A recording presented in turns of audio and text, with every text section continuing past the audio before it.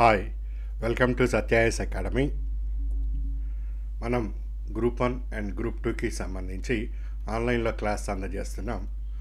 So ఏ విధంగా అయితే మీరు ఓటీటీ ప్లాట్ఫామ్ చూస్తారో అదేవిధంగా ఈ క్లాసెస్ పొందొచ్చు. సో ఇది మీకు 24/7 మీకు ఎప్పుడు సమయం దొరికితే అప్పుడు ఈ క్లాసెస్ని చూసుకోవచ్చు. రిజిస్టర్ అయిన అభ్యర్థులకు అవకాశం ఉంటుంది. రిజిస్టర్ కావాలనుకున్న అభ్యర్థులు స్క్రీన్ మీద కనిపిస్తున్న ఈ నెంబర్కి కాల్ చేసి డీటెయిల్స్ తెలుసుకొని అడ్మిషన్ తీసుకోవచ్చు. లేదా వీడియో కింద డిస్క్రిప్షన్లో మన వెబ్సైట్ లింక్ ఉంటుంది, దాని ద్వారా కానీ రిజిస్టర్ అవ్వచ్చు. సో మనం ఏపీపీఎస్సికి సంబంధించి group 2 February 25th prelims exam ఉంది. దానికి సంబంధించి ఆల్రెడీ మనం 60 days యాక్షన్ ప్లాన్ని కంప్లీట్ చేసుకున్నాం. సో నెక్స్ట్ 60 days ప్లాన్ అన్నది కమింగ్ మండే రోజు నేను మీకు అందించటం జరుగుతుంది. సో దాన్ని కరెక్ట్గా ఫాలో అయితే చక్కగా మీరు ప్రిలిమ్స్ క్లియర్ అయిపోతారు, మెయిన్స్కి ఎలిజిబిలిటీ సంపాదించడం జరుగుతుంది. అదేవిధంగా టీఎస్పీఎస్సికి సంబంధించి సో గ్రూప్ 1లో కూడా భారీగా ఖాళీలు రావటం జరుగుతున్నది. సో సుమారు 600+ వరకు గ్రూప్ 1లో ఖాళీలు అందుబాటులోకి వస్తున్నాయి. అదేవిధంగా గ్రూప్ 2కి సంబంధించి 1000+ వరకు కూడా ఇది వెళ్ళే అవకాశం ఉన్నది. సో పెద్ద నోటిఫికేషన్ రాబోతుందండి. సో గ్రూప్ 2 అండ్ 3 ఈ రెండు కలిపితే అరౌండ్ 2500 వేకెన్సీస్ వరకు. సో యాక్చువల్గా ఈ గ్రూప్ 2, గ్రూప్ 3 అన్నది ఏపీకి సంబంధించి గ్రూప్ 2గానే పరిగణిస్తారు, గ్రూప్ 2గానే పరిగణించడం జరుగుతుంది. సో తెలంగాణలో ఈ గ్రూప్ 2ని స్ప్లిట్ చేసి ఎగ్జిక్యూటివ్ పోస్టులని గ్రూప్ 2 కింద, నాన్ ఎగ్జిక్యూటివ్ పోస్టులని గ్రూప్ 3 కింద ఉంచడం జరిగింది. ఇప్పుడు ఇచ్చిన ఏపీపీఎస్సి నోటిఫికేషన్లో కూడా ఈ రెండు కలిపే ఉన్నాయి. గ్రూప్ 2 అండ్ 3 రెండింటిని గ్రూప్ 2 కిందగానే ఇవ్వటం జరిగింది. సో 899 వేకెన్సీస్ మాత్రమే ఉన్నాయి. అదే తెలంగాణ చూస్తే అరౌండ్ 2500 వరకు వేకెన్సీస్ పెరుగుతున్నాయి. అందులో ఎగ్జిక్యూటివే 1000+ వరకు వస్తున్నాయి. సో ఇది చాలా చక్కటి అవకాశము. సో చక్కగా దీన్ని కూడా అభ్యర్థులు ఉపయోగించుకోవచ్చు. మనం ఈ నేషనల్ ఇంటర్నేషనల్ ఇష్యూస్ ఇది టీఎస్పీఎస్సి మరియు ఏపీపీఎస్సి ఇద్దరికి కూడా ఉపయోగపడే విధంగా అందించడం జరుగుతూ వస్తుంది. అందులో భాగంగా ఈరోజు మనము ముఖ్యమైన అంతర్జాతీయ జాతీయ అంశాలని పరిశీలన చేద్దాం. సో ఫస్ట్ వన్ ఇది ఒపెక్ది, రెండోది వెనిజులా గయానాకి సంబంధించి, తర్వాత startup advisory council, next project Prayas ఎక్కడ లాంచ్ చేశారని అడుగుతాడు, ఇంటర్నేషనల్ ఇయర్స్ ఆఫ్ యుఎన్ఓ, ఇవన్నీ కూడా ఇంటర్నేషనల్ ఇయర్స్. నెక్స్ట్ టెర్మినల్ 2 బెంగళూరుది. సో ఏషియా పసిఫిక్ అవార్డ్స్ హెరిటేజ్కి సంబంధించి కన్జర్వేషన్, కువైట్కి కొత్త ఎమీర్, పార్లమెంట్లో బిల్లులు పాస్ అవ్వటం, అగ్నిపర్వతాలకి సంబంధించిన ముఖ్య అంశాలు ఇవి ఈరోజు మనం ఇక్కడ చూద్దాం.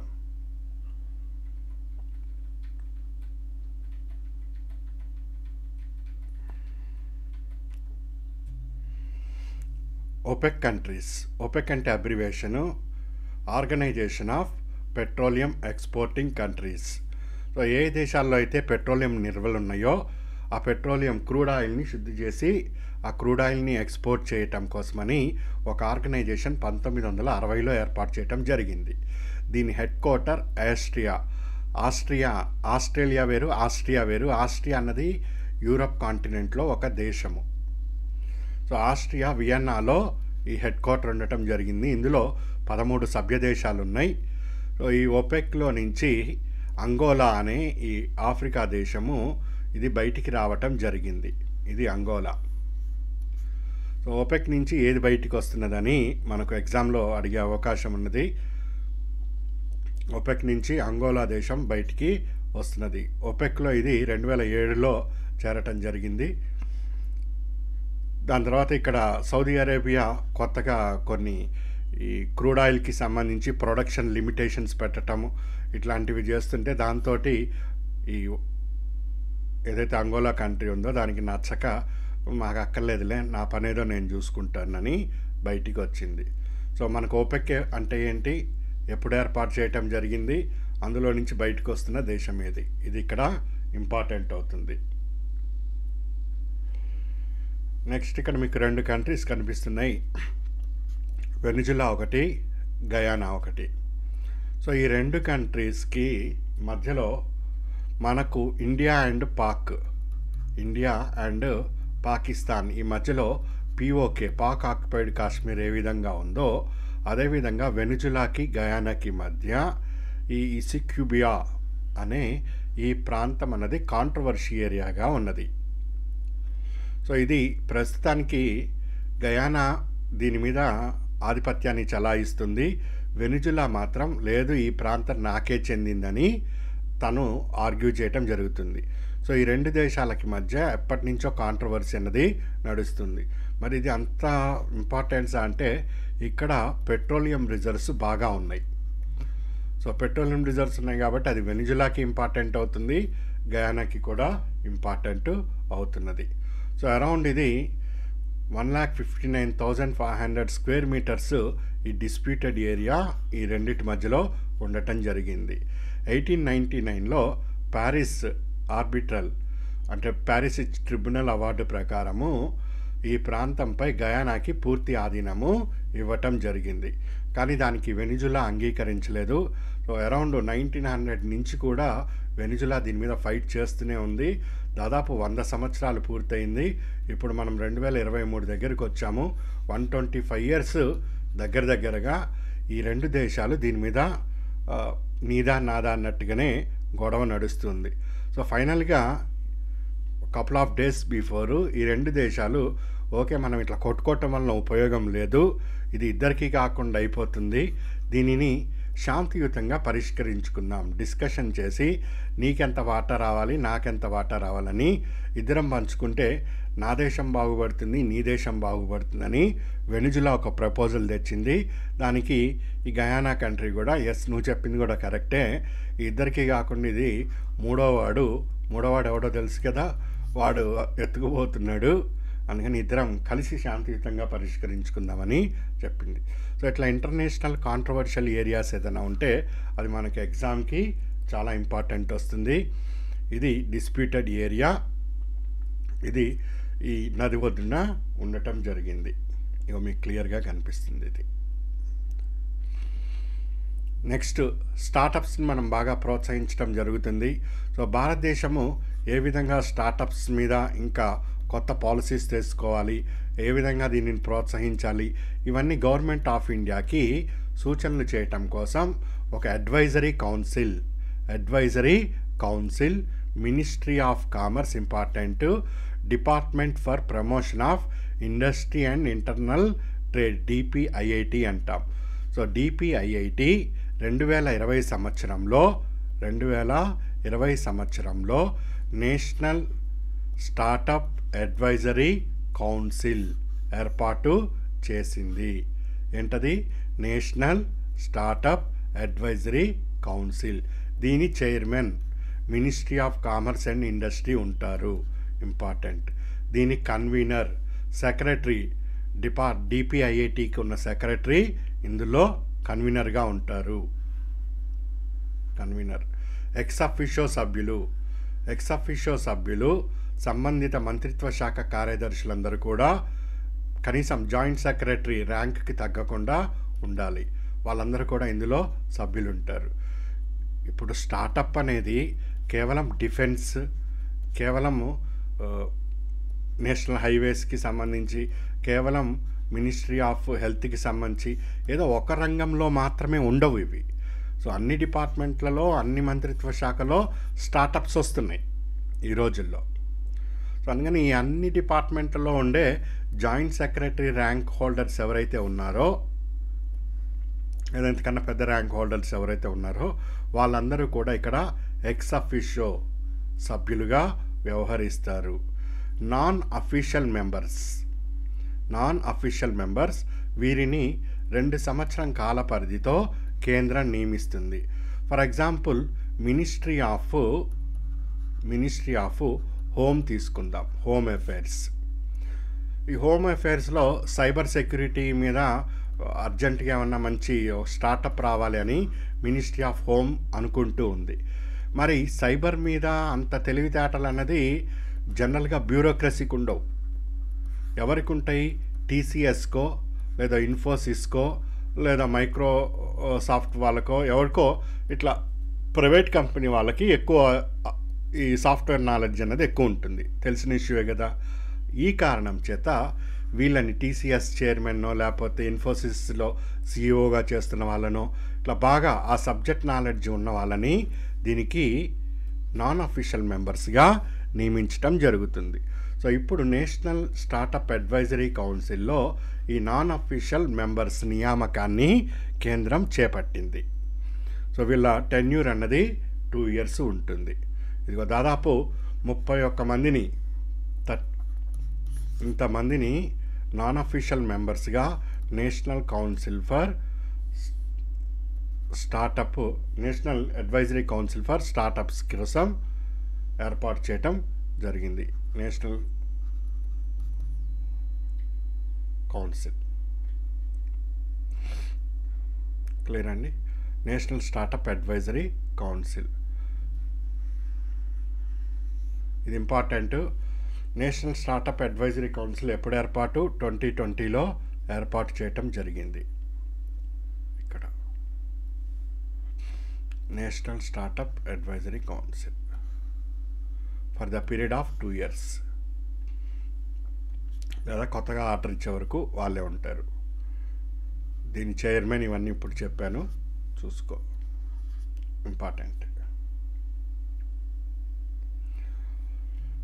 నెక్స్ట్ మన భారతదేశం నుంచి ఇతర దేశాలకి యుఎస్ఏకి కానీ దుబాయ్కి కానీ లేదా ఇంకోటి ఆస్ట్రేలియాకి కానీ ఇట్లా చదువుకోవటం కోసమో స్టడీ పర్పస్ లేదా వర్క్ ఫోర్స్ గానో మైగ్రేట్ అవుతూ ఉంటాం, వలస వెళ్తూ ఉంటాం. సో ఇక్కడ వలస వెళ్ళినప్పుడు మనకు సేఫ్టీ ఇంపార్టెంట్, అంతే కదండి. అంత దూరం పోయి కుక్క చావు చేస్తే ఉపయోగం ఏముంటుంది? పోయి సింపుల్ లాజిక్. సో సేఫ్టీ అన్నది ఇంపార్టెంట్. మరి యుఎస్ఏ వాడు ఈ సేఫ్టీ మెజర్స్ తీసుకుంటున్నాడా లేదా? సో తీసుకోవాలి. మరి దేన్ని సేఫ్టీ అంటాం? ఒక స్టాండర్డ్స్ అనేది మెయింటైన్ చేయాలి. సో ఇప్పుడు నేను ఇక్కడ చదువుకోవటానికి వెళ్ళాను. సో నాకు వెంటనే నేను మైగ్రెంట్ ఇక్కడి నుంచి అక్కడికి వెళ్ళినప్పుడు ఇదిగో నీకు ఏదైనా సమస్య వస్తే ఇక్కడ నువ్వు అడ్రస్ చెయ్యి, నీకు ఏదైనా ప్రాబ్లం వస్తే ఇది సొల్యూషన్ ఉన్నది. సో ఇవన్నీ కూడా అన్ని దేశాల్లో ఉండాలి అని ఈ విధంగా ఏదో ఒకటి మనం స్టాండర్డ్ మెయింటైన్ చేయాలి. సో అలా స్టాండర్డ్ మెయింటైన్ చేసేదాన్ని మనము ఇంటర్నేషనల్ ఆర్గనైజేషన్ ఫర్ మైగ్రేషన్ అని పిలుస్తాం. International organisation for migration. ఐక్యరాజ్య సమితిలో ఇది ఒక భాగము క్లియర్గా కనిపిస్తుంది. వీళ్ళు ఒక ప్రోగ్రామ్ని ఇండియాతో కలిపి లాంచ్ చేశారు. Promoting regular and assisted migration for youth and skilled professions, Prayas. ఎక్కడ లాంచ్ చేశారు? న్యూఢిల్లీలో లాంచ్ చేయటం జరిగింది. సో మినిస్ట్రీ ఆఫ్ ఎక్స్టర్నల్ అఫైర్స్తో కలిసి 2023 సంవత్సరానికి సంబంధించి ఇక మీ స్టూడెంట్స్ ఎవరెవరు ఎక్కడికి వెళ్తున్నారు, ఏంటి, మీ వర్కర్స్ ఎక్కడున్నారు, వాళ్ళకి సంబంధించి ఈ స్టాండర్డ్స్, ఒకవేళ ఆ దేశం ఏమైనా తీసుకోకపోతే మేము చెప్తాము. సో యుఎన్ఓ వాళ్ళు చెప్పిన తర్వాత ఆల్మోస్ట్ 99% వింటారు, ఒక అమెరికా లాంటి కంట్రీ కాకుండా.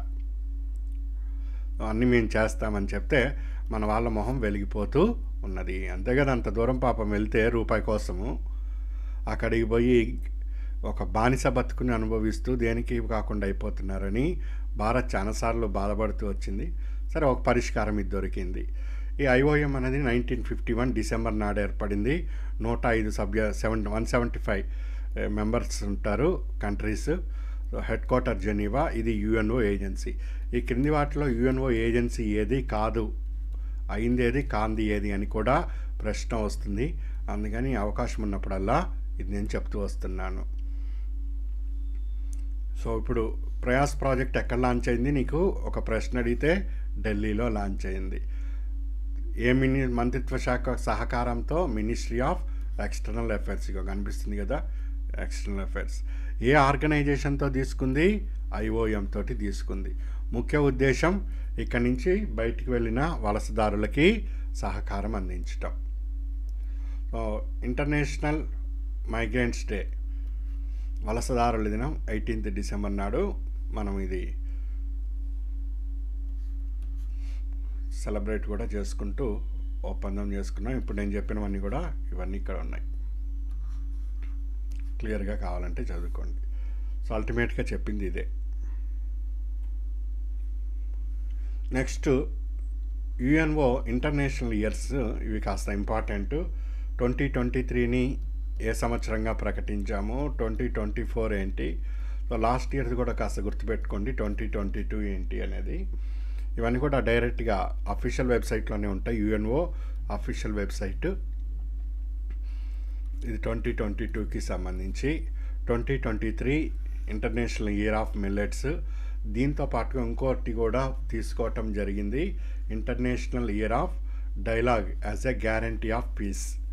అంటే చర్చల ద్వారా శాంతి తప్పనిసరిగా లభిస్తుంది అన్నది దీని యొక్క సారాంశము. ఈ రెండు 2023. 2024 ఇంటర్నేషనల్ ఇయర్ ఆఫ్ క్యామిలిట్స్, అంటే ఒంటెలు. క్యామిల్ అంటే తెలుసు కదా, ఒంటె. 2025 international year of glaciers preservation. 2026 international year of rangelands and pastoralist. So years కొన్ని గుర్తుపెట్టుకోండి. దీని రిలేటెడ్గా ఏమన్నా ప్రోగ్రామ్స్ వస్తే అవి కూడా ఇంపార్టెంట్. నెక్స్ట్ బెంగళూరు ఎయిర్పోర్ట్లో టెర్మినల్ 1, టెర్మినల్ 2, టెర్మినల్ 3 ఇట్లా ఉంటాయి కదండి. అందులో టెర్మినల్ 2కి యునెస్కో 2023 ప్రిక్స్ వెర్సలిల్స్ అవార్డు లభించడం జరిగింది. సో ఈ ప్రిక్స్ వెర్సలిస్ అవార్డు అన్నది 2015లో యునెస్కో వాళ్ళు ఏర్పాటు చేశారు. ఇది అవుట్ స్టాండింగ్ ఆర్కిటెక్చర్లో, డిజైన్లో అవుట్ స్టాండింగ్ అచీవ్మెంట్స్ ఏమన్నా చేస్తే దానికి యునెస్కో వాళ్ళు ఈ ప్రిక్స్ వెర్సలిస్ అవార్డు అనేది ఇస్తారు. అట్లా కర్ణాటక రాష్ట్రంలో కెంపగౌడ ఎయిర్పోర్ట్ మనకు శంషాబాద్ ఎయిర్పోర్ట్ ఏ విధంగానో కర్ణాటకలో కెంపగౌడ ఎయిర్పోర్ట్ ఉన్నది. ఈ ఎయిర్పోర్ట్లో టెర్మినల్ 2 అన్నది ఇక చూడు ఎక్స్ట్రాడినరీ అచీవ్మెంట్ ఇది. సో ఆధునికానికి సంబంధించిన విధంగా ఆర్కిటెక్ట్ చేస్తే దానికి అవార్డు అనేది ఇవ్వటం జరుగుతుంది. ఈ టెర్మినల్ని భారత్ 2022లో ప్రారంభించింది. సో టెర్మినల్ ఇన్ గార్డెన్, చుట్టూ గ్రీనరీ ఉండి మధ్యలో ఈ టెర్మినల్ ఉంటుంది. సంవత్సరానికి 25 మిలియన్ ప్రయాణికులకి ఇది అకామిడేట్ చేయగలదు. ఇది ఇండియన్ గ్రీన్ బిల్డింగ్ కౌన్సిల్ నుంచి కూడా సర్టిఫై పొందటం జరిగింది, ప్లాటినం సర్టిఫికెట్ దీనికి అందింది. సో ఒకసారి చూస్తే మీకు ఇదండి. అసలు నువ్వు ఏదన్నా ఈ బొటానికల్ గార్డెన్స్ అంటారు, మీరు ఎప్పుడైనా విజిట్ చేస్తే ఊటీ కానీ బెంగళూరులో కానీ మీకు బొటానికల్ గార్డెన్స్ కనిపిస్తుంటాయి. మొత్తం అసలు ఒక వేరే ప్రపంచంలో ఉన్నామా మనము, అంత గ్రీనరీ తోటి అంత బాగుంటాయి అన్నమాట. సో అట్లాంటిదే ఒక ఎయిర్పోర్ట్ చూడండి ఎట్లా ఉన్నదో అసలు. సో ఒకవైపు గ్రీనరీని పరిరక్షించుకుంటున్నాం, ఇంకోవైపు మన అవసరాన్ని కూడా తీర్చుకుంటున్నాం. సో ఇది ఎక్స్ట్రాడినరీ ఆర్కిటెక్ట్గా గుర్తించి ఈ అవార్డు ఇవ్వటం జరిగింది.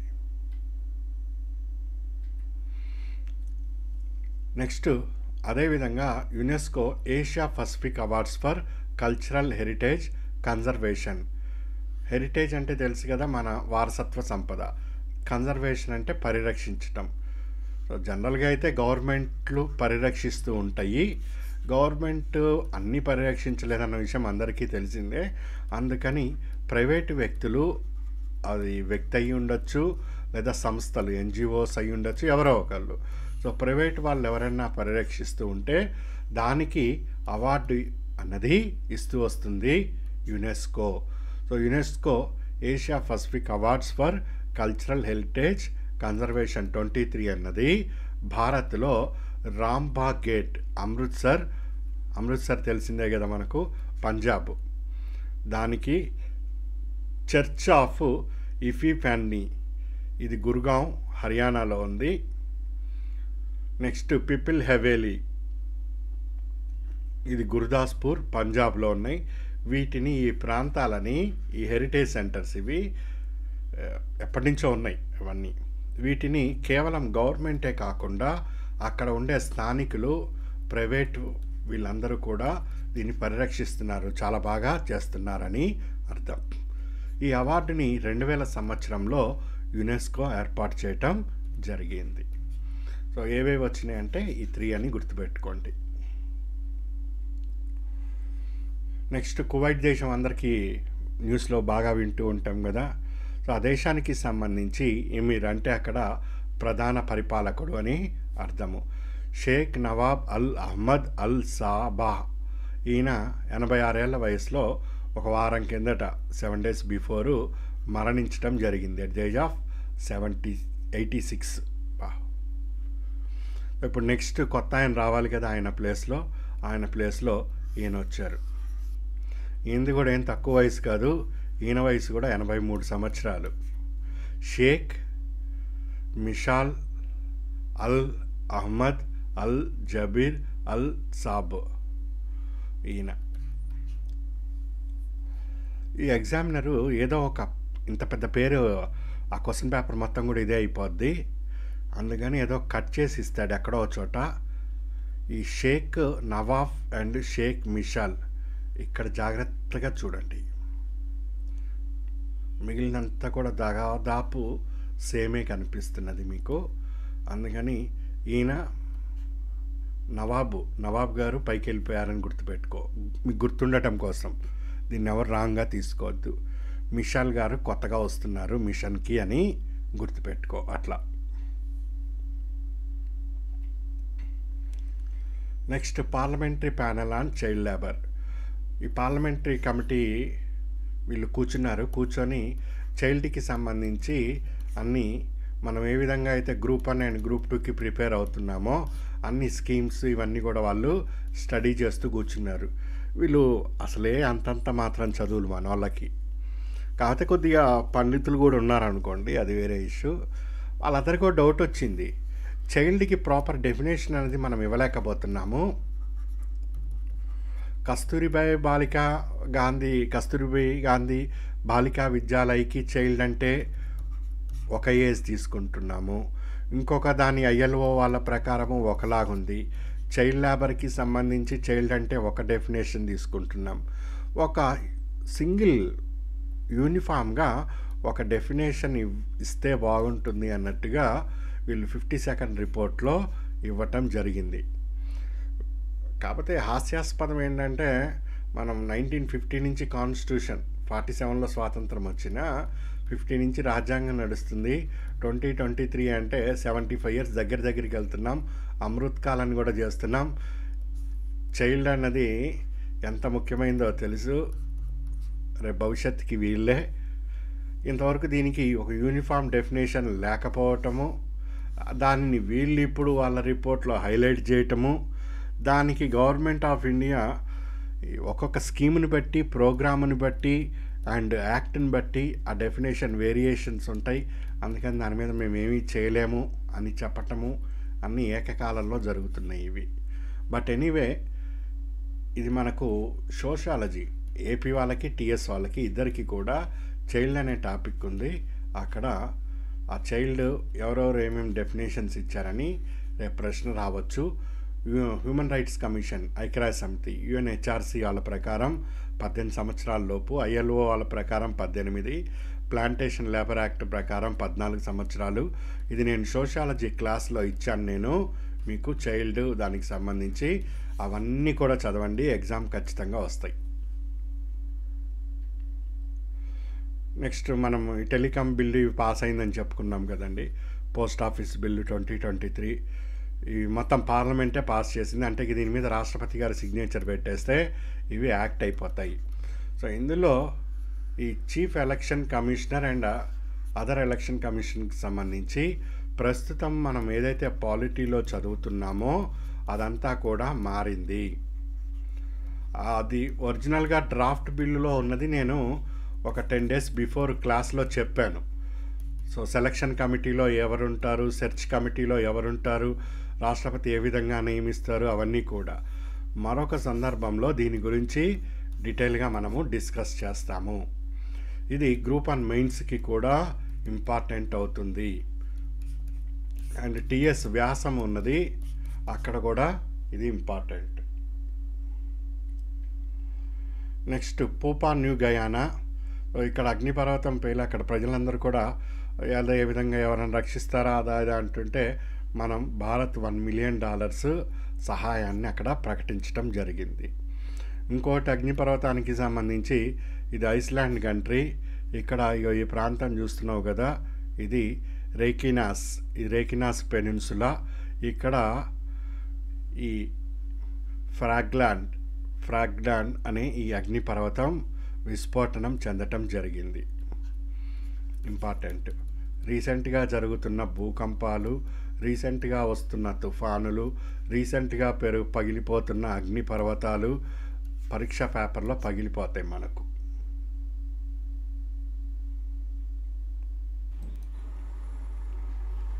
సో ఇది పెనిన్సులాలో వాల్కనో ఎరప్షన్. ఇదంతా కూడా లావా బయటకు వస్తున్నదండి. ఈ ఏరియా మొత్తం కూడా